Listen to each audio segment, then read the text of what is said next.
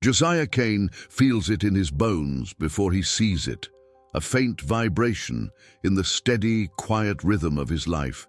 At 72, he is less a man and more a landmark, the stern patriarch who chiseled the town of Providence, Montana, out of the raw wilderness. His life has been a long, meticulous study in control, from the perfectly straight streets that bear his family name to the predictable deference in the eyes of his townsfolk. He built this world to be solid and unchanging, a fortress against the chaos of emotion. But that control cracks with the arrival of a single letter. It's delivered by the mailboy, who seems to shrink under Josiah's silent, assessing gaze. The boy offers the envelope as if it were a lit fuse, then all but flees, leaving Josiah alone on the vast porch of the house that overlooks his domain. The paper is as thin as a moth's wing, and the handwriting is a ghost from a life he willfully buried 4 decades ago. It's from Ilara. The name itself is a shock, a word unspoken in this town for generations. She is the wife whose sudden departure is Providence's foundational myth, the unspoken tragedy that fuels Josiah's cold, unyielding pride. Her words are not a plea, but a prophecy aimed at the heart of his secrets. Gabriel is coming home.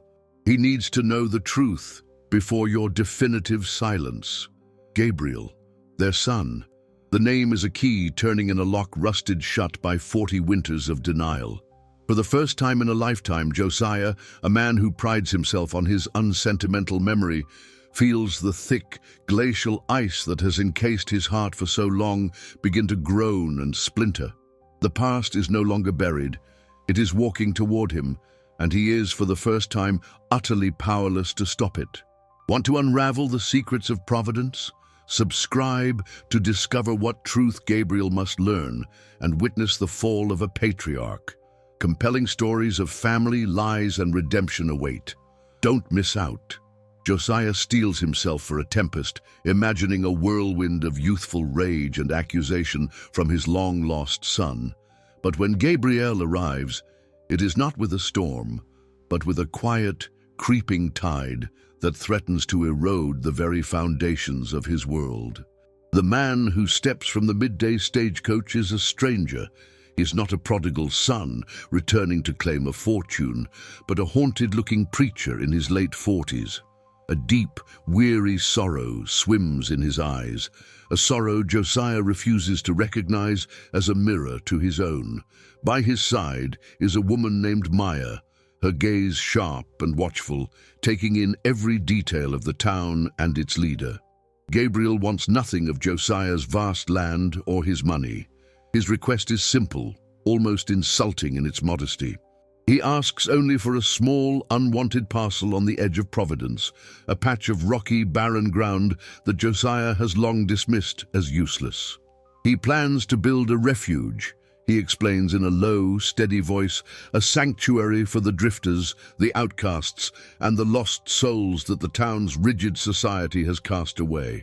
In that moment, Josiah's purpose crystallizes into a hard, cold resolve.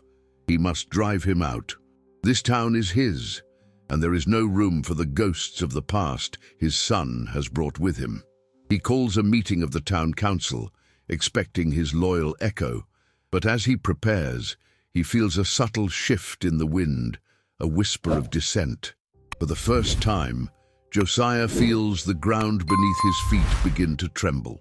Josiah Cain sat at the head of the long oak table in the town hall, a place of power he himself had established. With his hands steepled before him, he expected the usual swift compliance from the council members, men he had known for decades. His word had always been the final word. But today, the silence that followed his pronouncement was different. It wasn't the silence of reverence he was used to. It was heavy and hesitant, filled with unspoken thoughts. Finally, Old Man Hemlock, who had run the general store for 50 years, cleared his throat, the sound unnaturally loud in the still room. He kept his eyes down, fixed on his gnarled hands resting on the table. "Josiah," he began, his voice raspy with age and a clear reluctance to speak against the town's leader. The man seems decent. He asks for so little. One by one, other members nodded in quiet agreement, their expressions showing they had been charmed by the newcomer, Gabriel's quiet grace and gentle manner.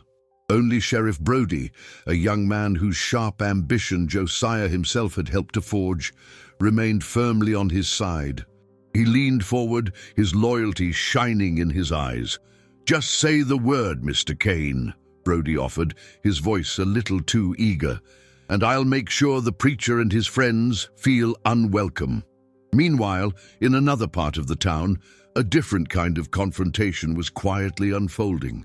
Maya was at Hemlock's store, buying flour and salt. She smiled warmly at the old man's wife, her presence calm and friendly. "It's a beautiful town," she said conversationally, looking around the well-stocked shelves. Josiah must have had so much help in the early days. Was his wife, Ilara, here when they laid the first foundations? The question was dropped like a pebble into a still pond. Mrs. Hemlock froze for a second, her hands hovering over a sack of grain. A flicker of something old and sad passed through her eyes before she managed to force a tight, polite smile. The first crack in the town's official story had just appeared. As Josiah left the tense council meeting, a chilling premonition washed over him. He had long anticipated that any challenge to his rule would come from his own son, a direct and predictable power struggle. But now he felt a deeper, colder fear. The real threat wasn't a blade aimed at his back, but the slow, spreading poison of doubt carried on the whispers of the people he commanded. Ignoring Josiah's silent but powerful disapproval, the council gives Gabriel a useless piece of land on the western ridge. Within a week, a small settlement begins to take shape.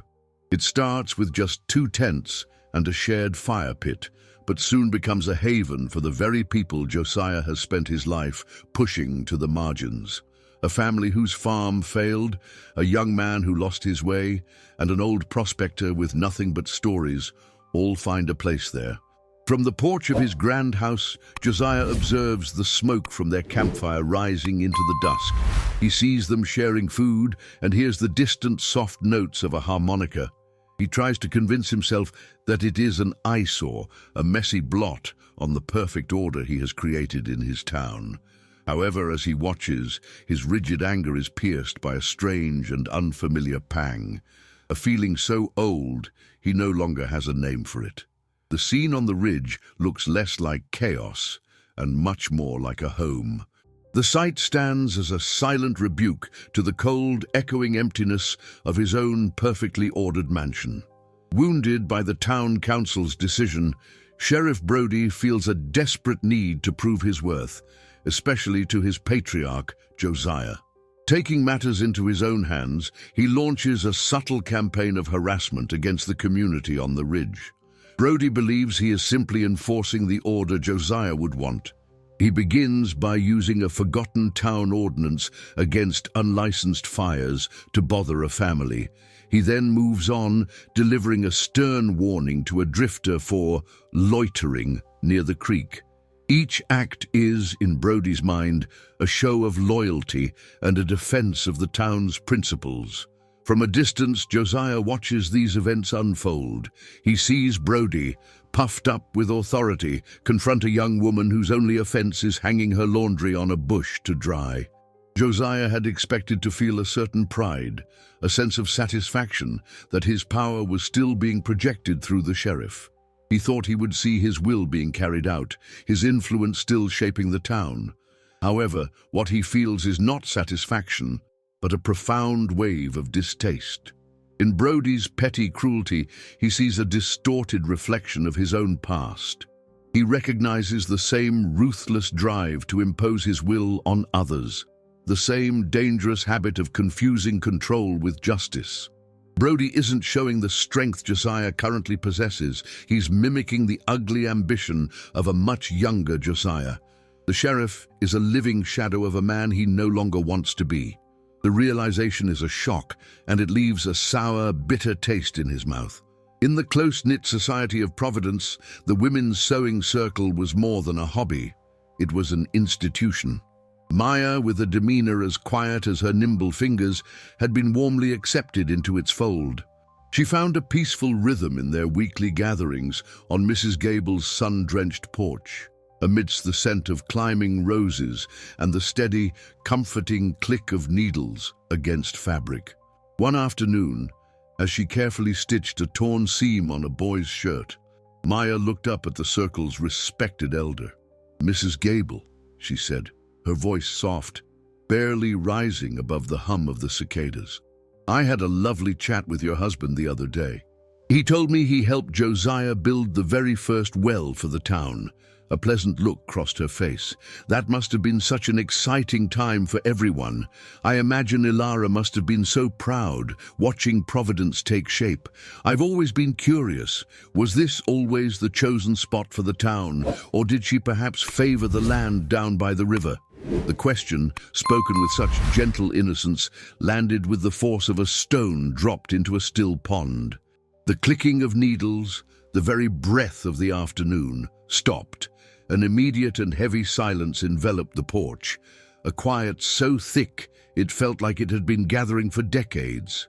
Across the circle, Mrs. Gable's eyes met those of the other older women. A silent, urgent message passed between them, a flash of shared memory, a warning, a closing of ranks. For a long moment, no one moved. The air grew tense, charged with unspoken words. Finally, Mrs. Gable cleared her throat, her knuckles white around her sewing hoop. She began, her voice strained, losing its usual warmth. "Ilara wasn't one for public matters. She kept her opinions on such things to herself." The statement was clipped, a clear dismissal. Before the silence could return, another woman quickly steered the conversation toward the upcoming church bake sale. Chatter resumed, and the needles started their clicking once more, but the spell was broken. The easy, familiar harmony of the group had vanished.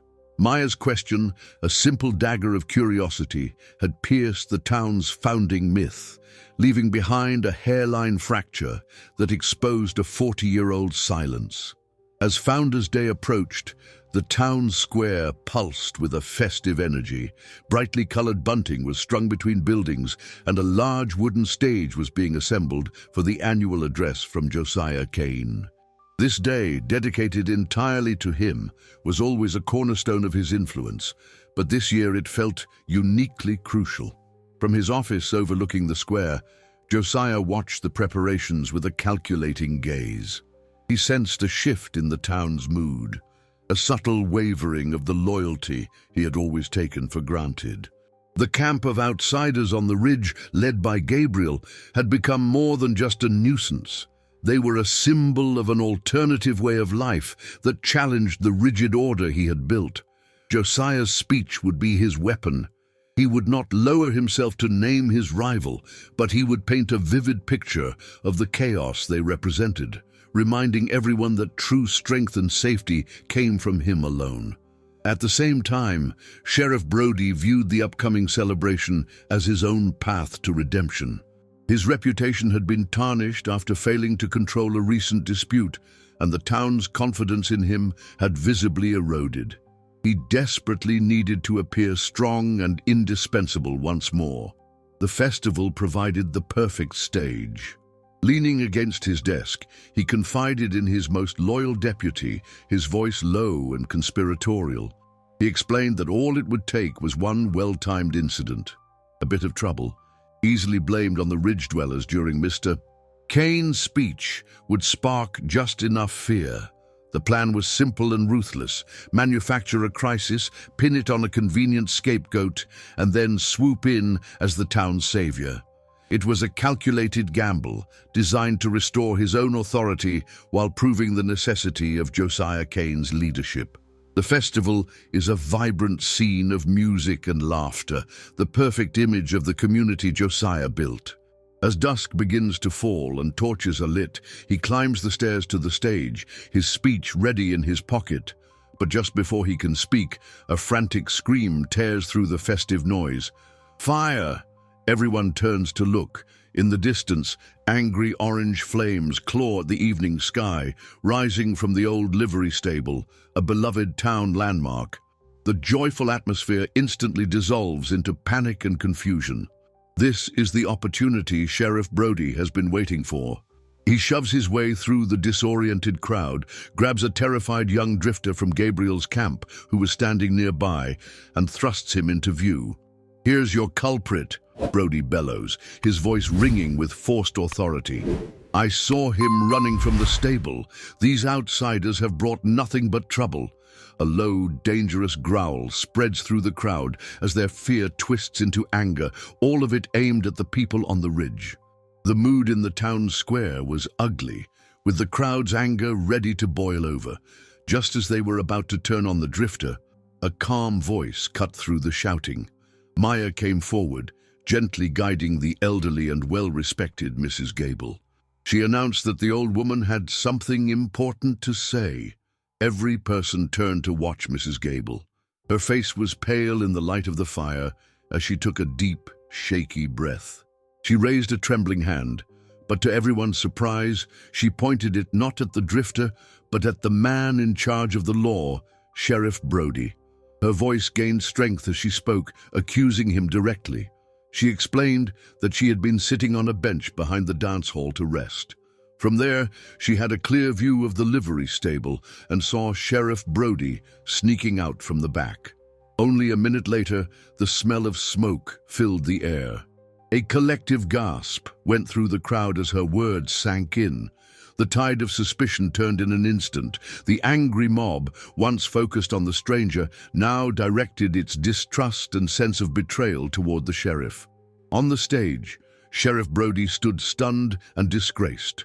Beside him, Josiah was frozen, his own authority shattered, and his reputation tarnished by the shocking revelation, all illuminated by the flickering flames of the very fire at the center of the scandal.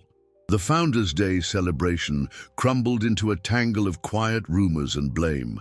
The townspeople, who had always walked carefully around Josiah out of fear, now acted as if he wasn't there. Their eyes went past him, settling instead on his son, Gabriel. With a steady voice, Gabriel began to give orders, organizing a bucket brigade to deal with the chaos. His natural leadership was a comfort to the frightened crowd, and they quickly followed his lead. Seeing this, Josiah felt a deep sense of defeat.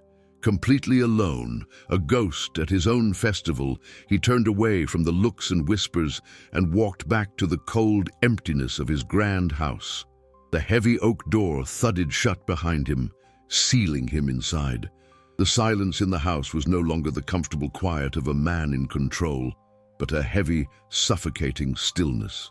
In the vast hall, the loud ticking of the grandfather clock seemed to mock him, each sound a reminder of his public failure.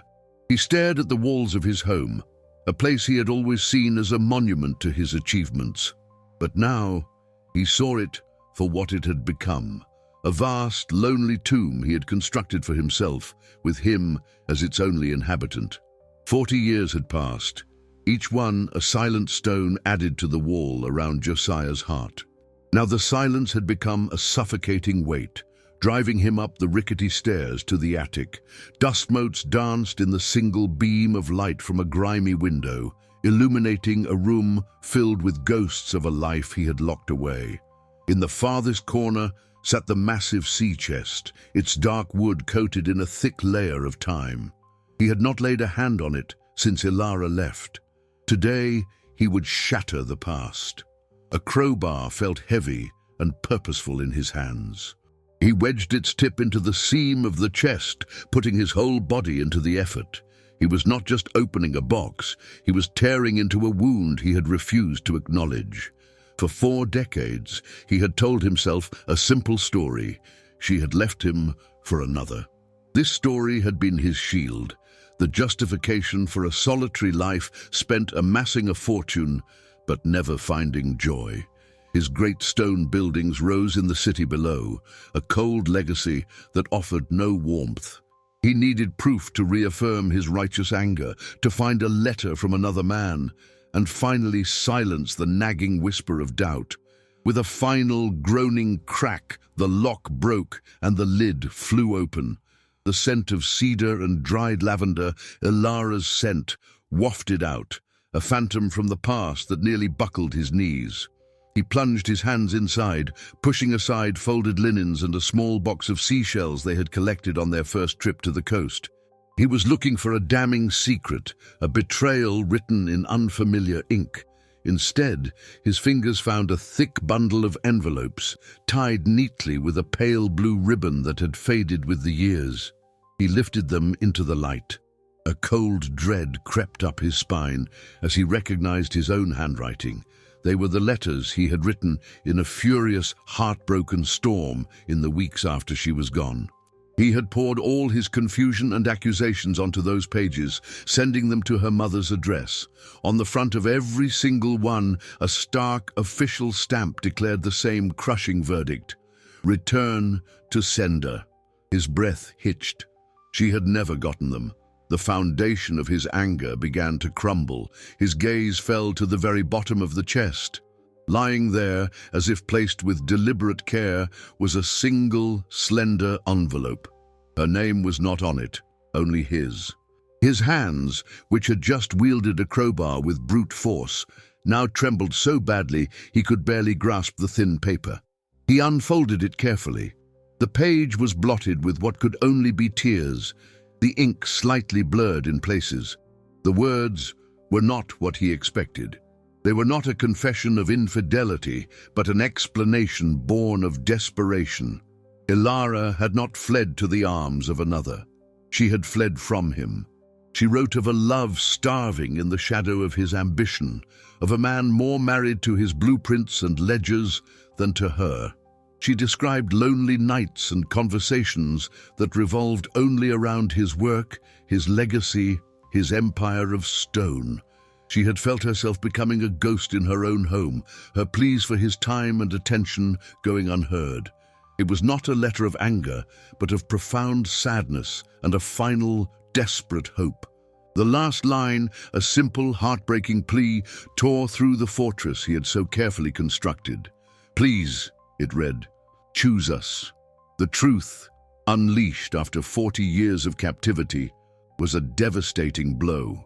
The entire narrative of his life, the bedrock of his bitterness, was a lie he had told himself. He had not been the victim, he had not been betrayed, he had been the betrayer. Completely shattered, Josiah stumbles from his house into the pre-dawn mist.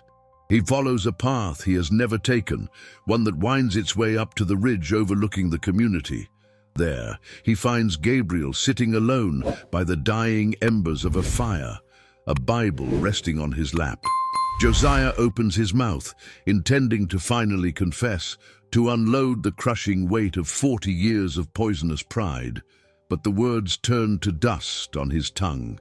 He can only stand there, a broken old man, the confession trapped within him. Gabriel looks up, and his eyes hold no triumph, only the same deep and weary sorrow that has settled in his father's heart.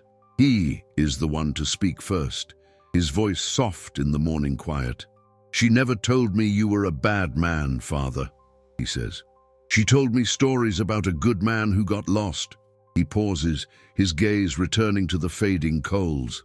She made me promise, a deathbed promise, that I would come home and try to find that man before it was too late.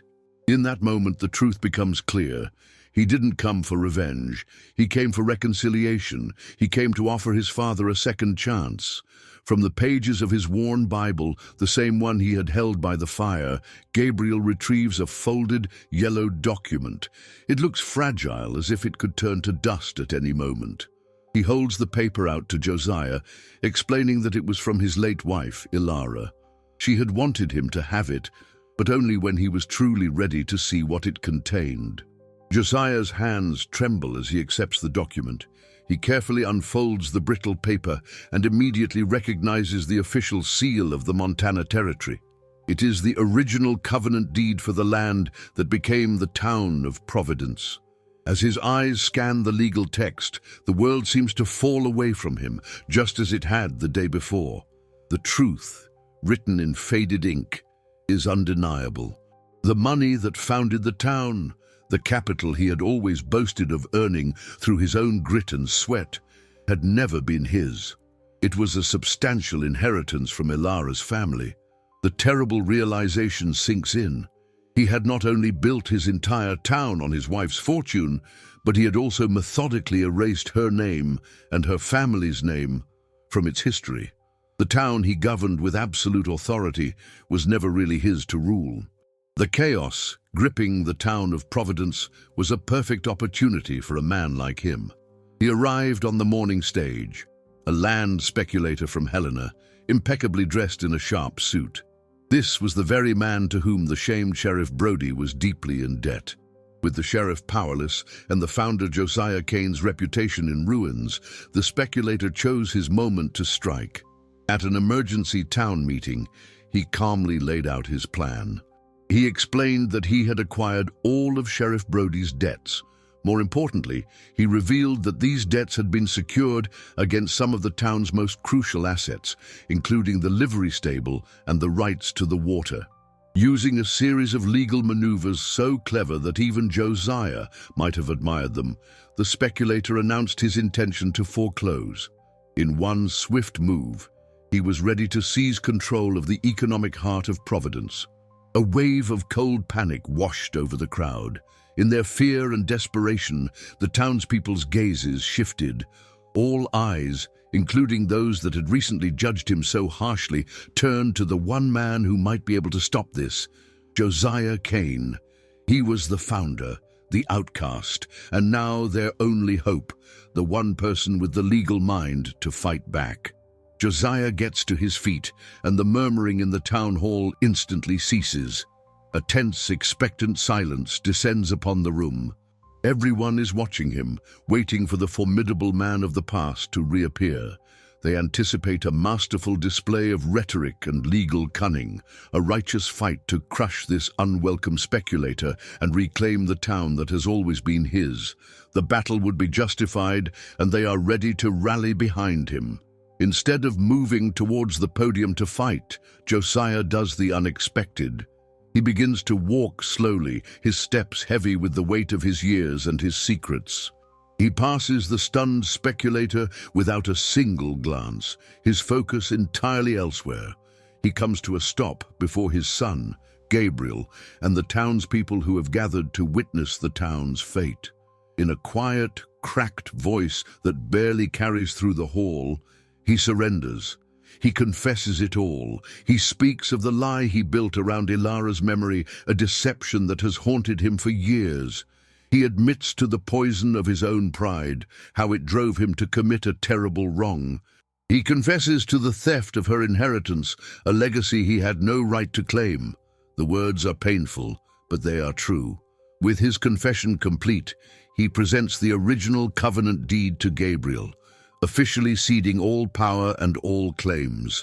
"The town," he declares, his voice now steady and clear for the first time, "is yours." Gabriel takes the historic document from his father's hand. He examines its aged pages and finds a long-forgotten clause, one designed to protect the founder's lineage.